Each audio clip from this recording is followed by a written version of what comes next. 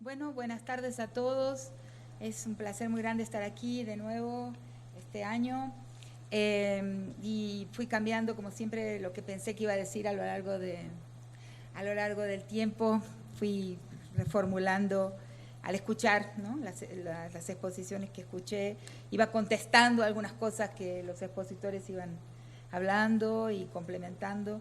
Entonces voy a referirme un poco de esa manera, ¿no? Pero antes quería, como hay mucho tiempo, son 2 horas, es una de las cosas que siempre defiendo, la idea de pensar en conversación. Me ha rendido importantes momentos de mi pensamiento la interacción con el público. Por ejemplo, la idea del desmontar el mandato de masculinidad surgió en Buenaventura, en Colombia, cuando alguien del público me preguntó cómo se para con esta guerra, y respondí: la única forma de parar una guerra en la cual no hay comienzo ni final, no hay una declaración de guerra ni un armisticio, la única forma de detener esa guerra, y después pensé, la única forma de detener cualquier guerra es desmontar el mandato de masculinidad. Ese momento, que es un momento de mi fase actual de pensamiento, surge de una interacción con una audiencia en Colombia. Entonces creo que es muy fértil el pensar conversando, escuchar y pensar para responder. Así que en algún momento, cuando termine mi exposición inicial, quisiera que me preguntaran desde el público con naturalidad, como si estuviéramos conversando. No necesitan escribirlo en un papelito, soporto cualquier tipo de pregunta. Entonces, siempre que no sea muy larga, porque ahí no da tiempo a otras personas preguntar, ¿no? Pero estaba escuchando la intervención del rector, y pensaba en qué linda persona, y me acordé de algo, de una anécdota de mi vida hace unos 9 años, cuando me reencontré con mi compañero actual, y fue un reencuentro porque hacía muchísimos años, como 40, que no nos veíamos, y por teléfono. Bueno, yo dije, no, tengo 58 años, no, ahora tengo 67, ¿no? No, tengo 58 años, no. Y de repente él me dijo en la conversación: mira, Rita, me dijo, y es un hombre simple, un hombre que, como él dice, tuvo que hacer un agujero en la pared para pasar a segundo grado, pero es un artista, es un músico, y me dijo: mira, Rita, dice, al final la obra más importante que hemos hecho en la vida, la obra más importante que tenemos, es la persona que somos. Y me acordé cuando el rector hablaba y pensé en su persona, y pensé cómo la persona que somos es realmente la única, en realidad la única obra que tenemos. Entonces yo, y espero que ustedes también, todos trabajamos, pensamos, etcétera, producimos análisis, citas de autores, en fin, conocimiento, pero sí, no nos debemos olvidar de eso, ¿no? Que en última instancia y en primera instancia, o sea, el resultado final es la persona que construimos para el mundo, ¿no? En el mundo. Entonces, dicho esto, quería hablarles de algunas cuestiones que ya surgieron aquí, o aquí en la sala, o en las conversaciones que tuve antes de llegar con algunas personas, ¿no? La primera es la cuestión del fascismo, ¿no? Sí, porque como he dicho muchas veces, y que no quiero repetirme, pero no vengo acá a decir lo que ya dije y ya escribí, vengo a decir lo que pensé ahora, ¿no? Y pero sí hay algo fundamental de mi pensamiento, que es la recomendación de no yetificar el tema de la mujer. O sea, veo constantemente la tendencia y la presión hacia que el tema de la mujer es un problema de las mujeres. Ese es un error cognitivo y político de enormes consecuencias. El problema de la violencia contra las mujeres es un síntoma, es un epifenómeno de la estructura rapiñadora, de la estructura marcada por la dueñidad, del momento histórico que vivimos. Entonces, yo me niego a pensar exclusivamente y por separado la cuestión de la violencia contra las mujeres. No me curvo a eso, no es mi feminismo. Quizás voy a volver a este tema en un ratito. Entonces voy a hablar sobre el tema del fascismo, ¿no? ¿Es o no es fascismo? Cuando estaba escuchando a los que me precedieron aquí y a la dificultad de ver si se trata o no de un fascismo, las políticas que estamos viendo en Filipinas, en Brasil, también en Argentina, con la ministra de Seguridad Pública, Patricia Bullrich, que es prácticamente alguien que promueve el asesinato legal a manos de la policía y del ejército. Estaba pensando en los discursos fundamentalistas que estos gobiernos emiten, enuncian, y en los cuales se apoyan, si es fascismo o no es fascismo. Y ahí me di cuenta, pensé con más claridad hoy mismo, que en realidad el fascismo no es una política, sino una estrategia política. Y hay que separar muy bien lo que es una estrategia de lo que es una política. O sea, pensando en Alemania, digamos, que fue el modelo de una doctrina fascista, lo que estaba por detrás, quien vio aquella maravillosa obra de teatro de Bertolt Brecht,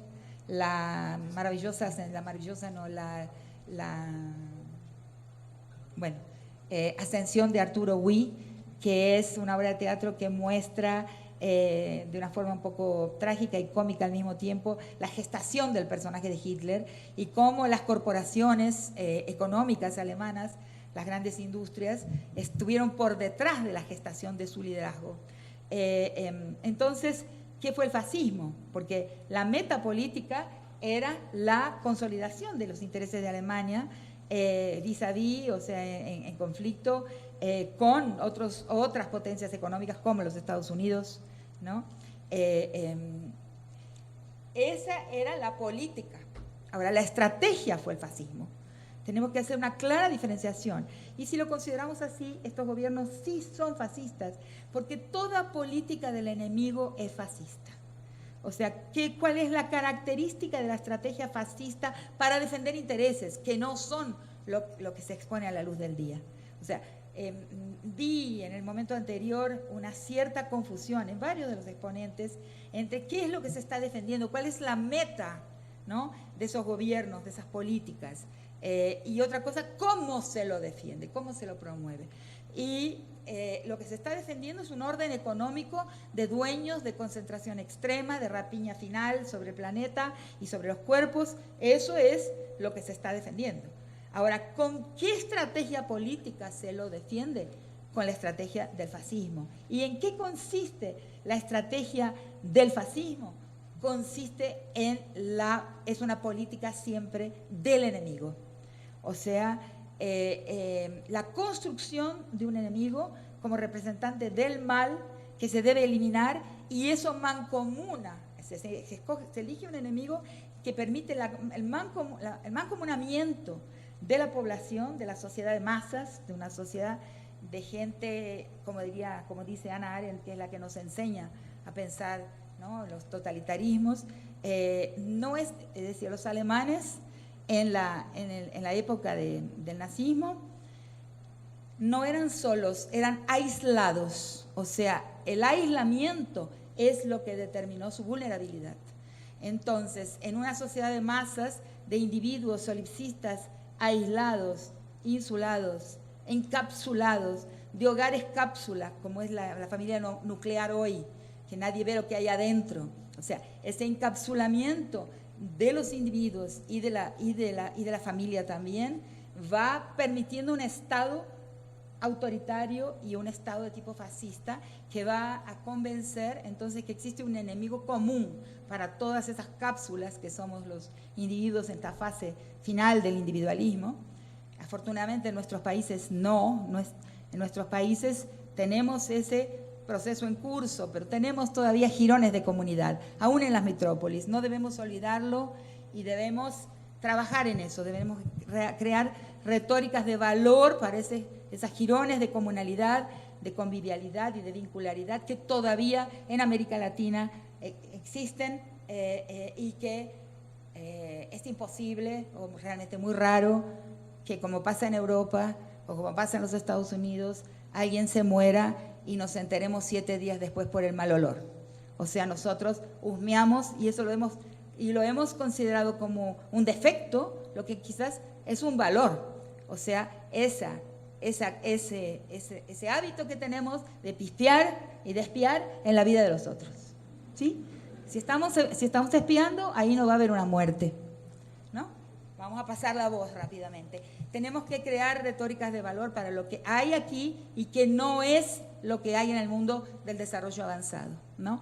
El desarrollo avanzado del capitalismo, de la vida de las cosas, ha impedido formas de vincularidad que todavía entre nosotros existen y que infelizmente, como dije, las vemos como defectos, ¿no? Eso de saber lo que le pasa al de al lado. Es bueno, hay que practicarlo y hay que crearle una retórica de valor.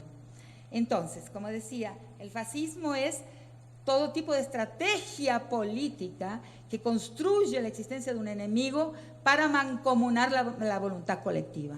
Es solamente eso.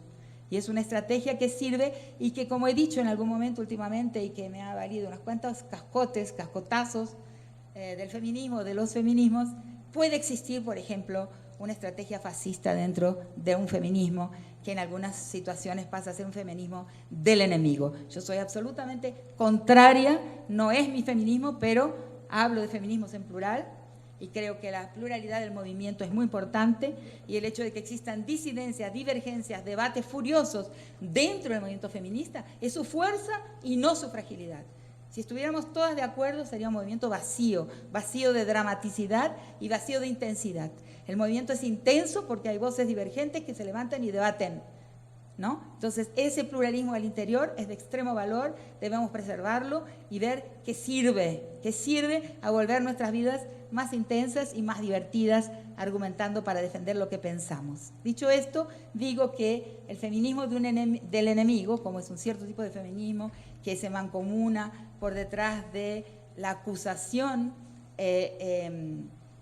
a veces de una manera espontaneísta, a la que he llamado linchamientos morales o la guillotina moral, y ahí digo, como muchas veces, en que no nos olvidemos de que la Revolución Francesa se guillotinó a sí misma y que esa guillotina moral es el linchamiento fácil a veces de un enemigo que mancomuna a las chicas, que nos mancomuna a todas, ¿no? Cuando es un linchamiento no sirve.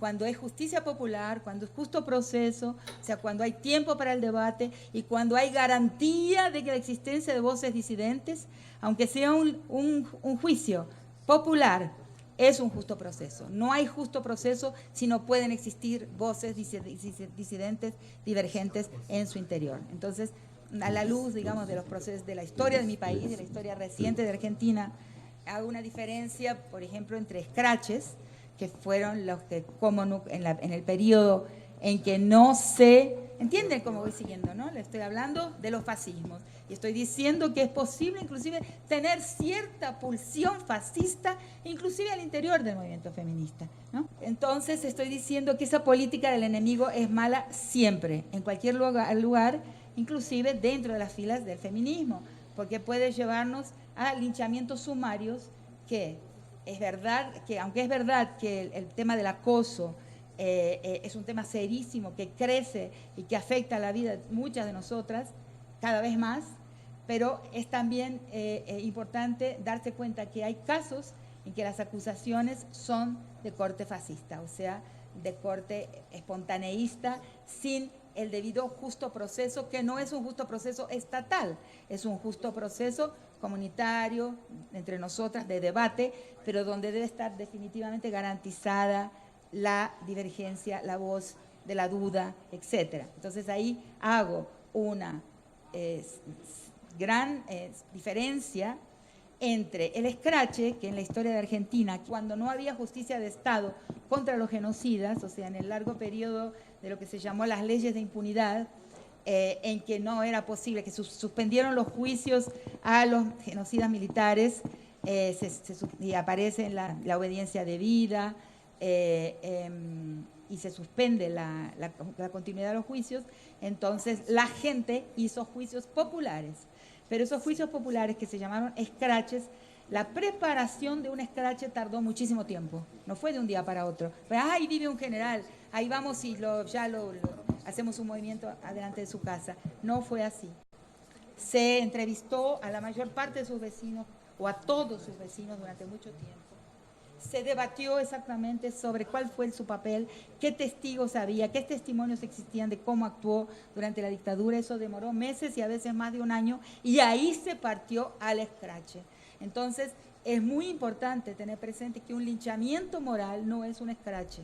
Un linchamiento moral o una guillotina moral es un juicio sumario sin el tiempo necesario para debatir el tema. Inclusive en mi país no conozco en ese sentido sobre este tema de la realidad mexicana.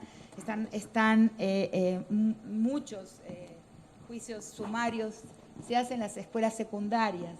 A veces a jovencitos que todavía no han tenido el tiempo necesario para distinguir el bien del mal, porque como todos nosotros sabemos, distinguir el bien del mal lleva bastante tiempo y a muchos nos lleva una vida entera.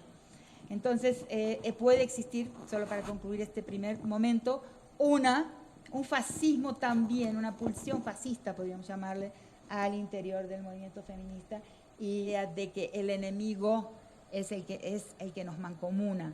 Y como digo muchas veces, nuestro enemigo es el orden patriarcal como un orden político, y no los hombres. O sea, porque hay mujeres que trabajan para el orden patriarcal. Puedo dar una cantidad de nombres, por ejemplo, Margaret Thatcher es el ejemplo que uso siempre. Era una mujer, pero trabajaba claramente para la guerra, trabajaba claramente contra las mujeres en el sentido de que en Inglaterra, cuando hubo problemas con el mercado de trabajo, cuando hubo, como se llama en España, el paro, o sea, cuando no había demanda, o sea, trabajo para la gente, lo primero que hizo fue mandar a las mujeres a la casa, cerró todas las creches públicas. Entonces era una mujer. Condoleezza Rice era una mujer y negra. Entonces no basta el cuerpo para garantizar nuestra posición política. Hay mujeres patriarcales y hay hombres que se dan cuenta de que es urgente desmarcarse, correrse, salirse del mandato de masculinidad. Entonces, otro tema es el tema de cuando hablamos de los crímenes contra las mujeres, la violencia contra las mujeres, es volver a caer en la cuestión, y eso es algo que he visto en México todo el tiempo, y ya les voy a contar. El interés inmediato de los crímenes contra las mujeres. Me parece tanto esfuerzo hecho, ¿no? En mi texto, La escritura en el cuerpo de las mujeres asesinadas en Ciudad Juárez, tanto que pensé y escribí, la gente lo lee, la gente lo cita y no entiende lo que dije. Nunca en mi vida usé, por ejemplo, la expresión crímenes de odio. No es parte de mi vocabulario, ¿no? Entonces ya escuché en una misma mesa en que hablé en público, la persona que estaba al lado mío me citó diciendo que yo dije, me pasó 2 veces, a decir verdad, me pasó ahora también en Boston, una de las personas que estaba en la mesa citó como, hablando de los crímenes de odio, no es mi expresión porque yo, mi esfuerzo constante al entender los crímenes contra las mujeres es retirarlos justamente del deseo, de la emoción y de lo psíquico. Yo los coloco en lo político. Los crímenes contra las mujeres son plenamente políticos. Trato, haciendo un esfuerzo sobrehumano de vocabulario, sacarlos de la libido, sacarlos de las emociones. Son crímenes que son evidencias y formas de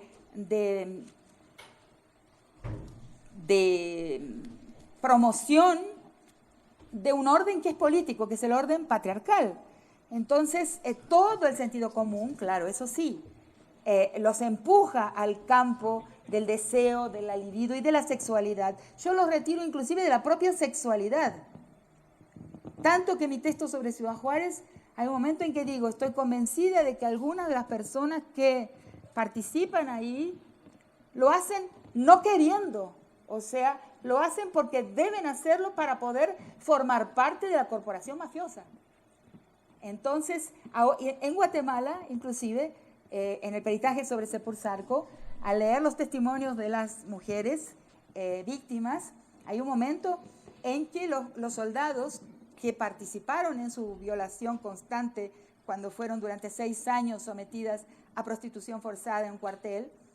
Al final, cuando termina ese periodo, el periodo de la guerra, yo le llamo periodo del genocidio indígena, los soldados se disculpan y dicen, nosotros no queríamos, y hay evidencias de una programación para hacerlo, o sea, de una preparación. Cuando el soldado, por ejemplo, viene de una aldea indígena o de un medio indígena, los indígenas no tienen en su experiencia próxima el crimen de la violación, el acceder a un cuerpo forzadamente.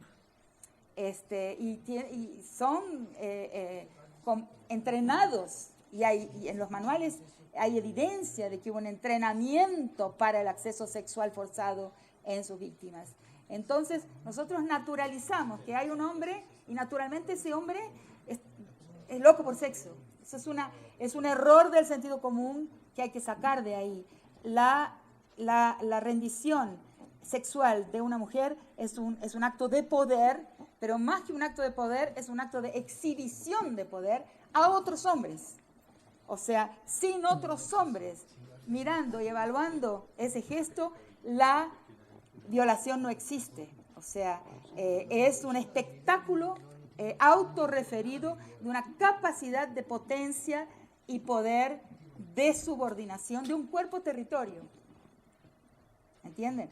Entonces, hoy cuando llegaba, como también fui anteriormente, digamos unos 3 años atrás, cuando el Tribunal Permanente de los Pueblos hizo su capítulo en México, no sé si lo saben, porque no hubo mucha publicidad, pero hubo un gran tribunal ético internacional del Tribunal Permanente de los Pueblos, que con sede en Roma, que es la continuación presente del Tribunal Roussel, ¿no? Que se traslada cambia de nombre para el Tribunal Permanente de los Pueblos y que realiza juicios éticos en muchos países. Vino a México y realizó un capítulo mexicano que no tuvo difusión en México, fue realmente casi que escondido por los medios. Y habló del maíz, de la protección al maíz, al genoma del maíz. Habló también, otro tribunal fue sobre la criminalización del movimiento social, y otro de los tribunales fue en Chihuahua sobre feminicidios, y ahí participé. Y quedé muy perturbada, muy triste al percibir que, bueno, primero hoy hay un campo algodonero, ya saben todos aquí que es el campo algodonero, donde fue el juicio en Chile, en Santiago de Chile, de la Corte Interamericana de Derechos Humanos sobre los crímenes del campo algodonero, ¿no? Que fueron los primeros cuerpos, restos de mujeres que se encuentran en el desierto, y llega a juicio en 2009 por la Corte Interamericana. Entonces, hoy el campo algodonero, el lugar donde se desoban, desoban en portugués, donde se tiran los cuerpos, se llama Arroyo Navajo. No sé cuán sabido es eso en todo México. Hay un lugar que es un pequeño arroyo en el desierto llamado Arroyo Navajo, donde se tiran cuerpos de mujeres, igual que en el pasado. Pero al escuchar el juicio como jueza en el tribunal, empiezo a escuchar a las madres relatando la pérdida de sus hijas. La explicación es la misma que hoy conversaba con una muchacha que está en el público. El mismo argumento, que son crímenes para la trata.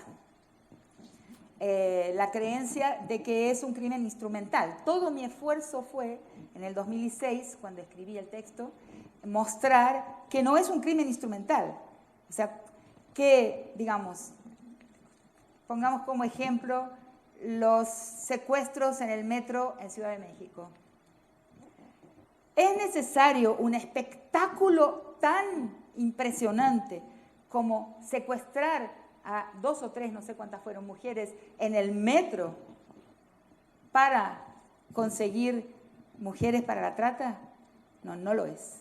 Se secuestran o se reclutan, más exactamente, mujeres para la trata, que es un crimen infame, que es un crimen que yo lo sitúo dentro de mi categoría de femigenocidio. A la trata la considero un femigenocidio también, porque llega a condiciones concentracionarias, o sea, las personas que viven tratadas viven en condiciones concentracionarias de existencia, lo que es una de las formas del genocidio para Naciones Unidas. Entonces yo creo que la trata debería ser un crimen de femigenocidio, o sea, un tipo de genocidio de mujeres. Pero para la trata, quien secuestra para la trata o quien recluta para la trata no hace un espectáculo de su crimen. Y el secuestro en un metro es un espectáculo del crimen. Es mostrar a la sociedad que se puede hacer eso. Por eso mi énfasis todo el tiempo y mi esfuerzo con Ciudad Juárez y hasta el presente, así como es el de retirar de la libido estos crímenes. Mostrar que son políticos, mostrar que son crímenes de poder y que no son instrumentales en un sentido inmediato, es decir, no son para algo, no son para agarrar a una mujer y ponerla en un prostíbulo para que me dé dinero. Una mujer para eso se consigue de otra forma y a escondidas, sino que son un espectáculo de poder, por eso les llamo de crímenes expresivos. Es decir, todo mi texto de Ciudad Juárez, que muchísima gente está traducido en no sé cuántas lenguas, lo leyó, pero no entiende la tesis central del texto. La tesis central es que se trata de violencia expresiva mediante la cual un grupo de personas le dice al mundo que son dueños de un territorio, o sea, son crímenes de soberanía territorial. Se expresa en ellos, se escribe en el cuerpo de las mujeres el mensaje de que esa jurisdicción tiene dueños. Entonces, si yo saco a una persona de un metro, que toda la televisión y toda la sociedad mexicana sabe de eso, estoy pasando un mensaje a la sociedad y estoy diciendo a la sociedad que hay personas, que hay grupos de personas, que hay grupos, que hay organizaciones criminales que son impunes. No tiene un interés de, ay, qué bonita la chica, la pongo en un prostíbulo, no es por ahí, nos lleva en una dirección totalmente equivocada esa lectura de ese crimen. ¿Entienden? Entonces, de nuevo, el tema de cuál es el fenómeno y cuál es su epifenómeno. Igual que en el tema del fascismo, la política de la concentración y de la dueñidad es el fenómeno y la estrategia, el epifenómeno, la manera en que lo hago es generando una política, una estrategia fascista de identificación de un enemigo común. Ahí la gente se rinde a mi dueñidad. En el segundo caso, hablo de mi dueñidad, hablo de mi posición de dueño en el mundo, de dueños en el mundo, de mi organización con poderes omnipotentes, de arbitrio absoluto. Ahí está la idea de arbitrio también, de discrecionalidad, de control de la vida. Y lo digo al mundo con el cuerpo de las mujeres. ¿Por qué con el cuerpo de las mujeres y no con el cuerpo de los hombres? Puede ser de las mujeres o de los niños. Porque es un cuerpo, entre comillas, en el sentido común, es un cuerpo inocente de la guerra. O sea, no es el enemigo, el soldadito armado de la corporación enemiga, de la mafia enemiga, de la pandilla enemiga. No es el enemigo bélico.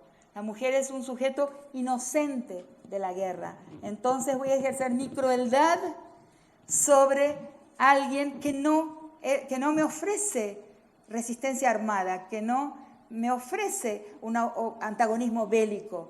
El mensaje de omnipotencia y de arbitrio, ¿qué es arbitrio? De discrecionalidad, de capricho. El mensaje caprichoso se aísla ahí como no puede ser aislado cuando lo ejecuto en el cuerpo de un hombre, porque si lo ejecuto en el cuerpo de un hombre, como era la tradición en todas las organizaciones mafiosas, y hay estudios en Colombia que hablan de esto, la sociedad va a decir, bueno, pero estaba en la guerra, era un enemigo.